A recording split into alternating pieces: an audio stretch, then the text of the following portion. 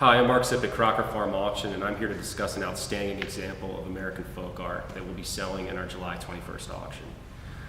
This is an Edgefield face jug. This form has become increasingly popular over the last 5 years or so in various collecting circles. It doesn't have to be Southern pottery collectors, it could be folk art collectors, it could be museums, it could be a number of different parties interested in these, and the value has increased dramatically, and the interest and the scholarship has started to increase as well. These pieces were made in the Edgefield district of South Carolina, somewhere between about 1845 and 1865, and there are about 175 of them known, but this example is one of the very best. And one of the things that really defines this as one of the very best is its large size. It's over 8 inches tall. And most of these face jugs fall around 5 to 6 inches, some a little bit taller than 6. I think there's a few. I've found one at the Philadelphia Museum of Art that's been there since the early 20th century that measures about 7 1/4 inches. And there's some also under 5 inches. But this example is among the largest known. And you can almost imagine what this piece would have been like without the face, as a roughly half-gallon jug being carried around and used for whatever liquid storage purposes.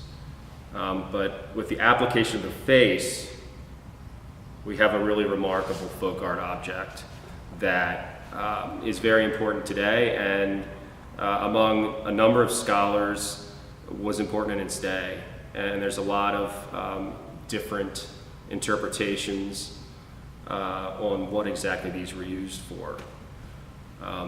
Under many theories, these were made by enslaved craftsmen in Edgefield, South Carolina. Some relate them to the arrival of African Americans on an illegal slave ship called the Wanderer in 1858. Some ascribe certain examples made by slaves earlier. Some link these to a more northern craft that traveled further south. And some also relate these to ritualistic usage in African American communities in the South.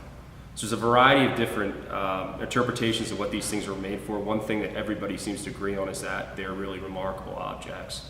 And you can see this great expressive face on the front. It has this classic gritted tooth, very severe look on its face. You could call it a pensive or serious look. You could call it an angered expression. One thing that you can say about it is it is very expressive, and it does elicit a response from the viewer. We can see it has these thin eyebrows at the top that meet at the center in an arced fashion.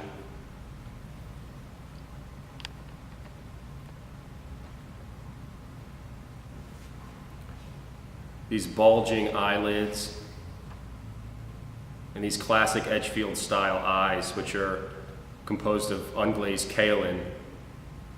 This example is its right eye being unglazed, and the left eye, interestingly enough, coming in contact with glaze during the firing, and so you actually get a neat juxtaposition of what unglazed kaolin looks like right here in the one eye, and what glazed kaolin would look like in the other.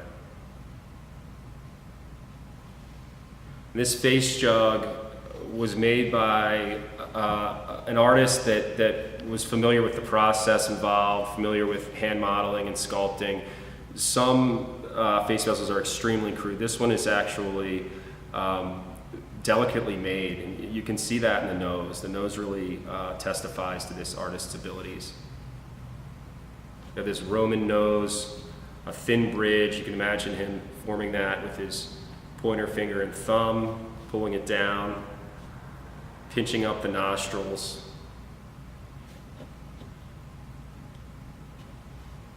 carving the underside of the nostrils here. They're not really holes. It's almost like he just took two fingers and dragged it along there. Delicate impressions maybe done with a fingernail along the edges of the nostrils, and then there's actually this little ball of clay added to the tip to finish off the nose. The mouth is wonderful. We have applied clay lips, which the potter has purposefully flattened.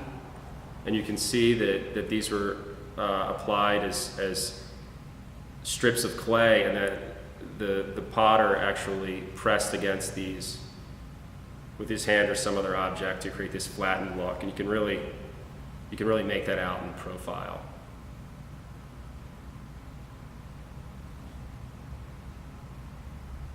The teeth, one of the most distinctive things about Edgefield face vessels are the teeth, and they are also made of applied kaolin, just like the eyes, and have this deep carving throughout, creating numerous teeth clenched together. The ears are large and somewhat stylized. You can see they're made of strips of clay that were applied and then smoothed where they join the body of the jug. And each ear has a tragus on the interior, which is another hallmark of most Edgefield face vessels. The entire piece is covered in this wonderful green alkaline glaze with some appealing streaks and variation throughout. We can see that there's heavier application on the top.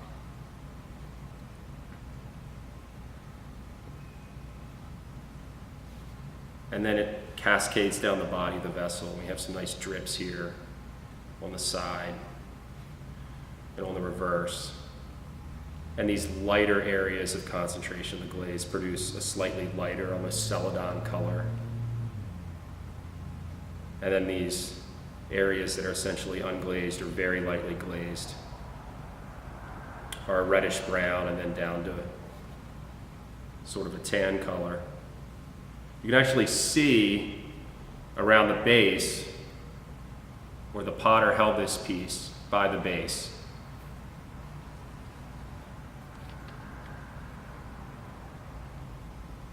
And dunked it in its glaze. There's fingerprints all around. My interpretation of this piece is that the potter probably held it something like this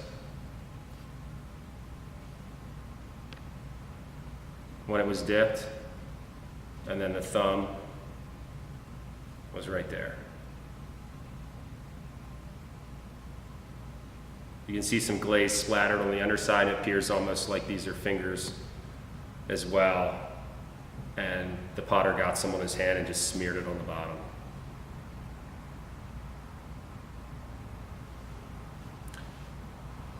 This object descended in the family of Samuel W. Bridgham, who was a prominent Rhode Island citizen. He was the first mayor of Providence, Rhode Island, and he lived from 1775 to 1840.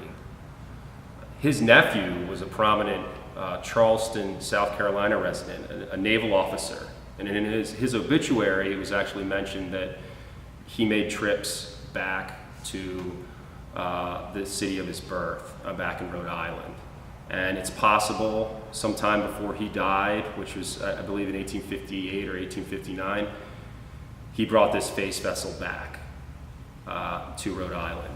Another highly likely possibility is that that man's son, a prominent cotton farmer, a member of the Charleston Dragoons, who were a very famous group of wealthy soldiers that fought in the Civil War. He may have brought it back, visiting family in Rhode Island. At any rate, we have a clear connection to South Carolina, and this piece, we cannot really overstate the importance of this, and we're happy to offer it in our July auction.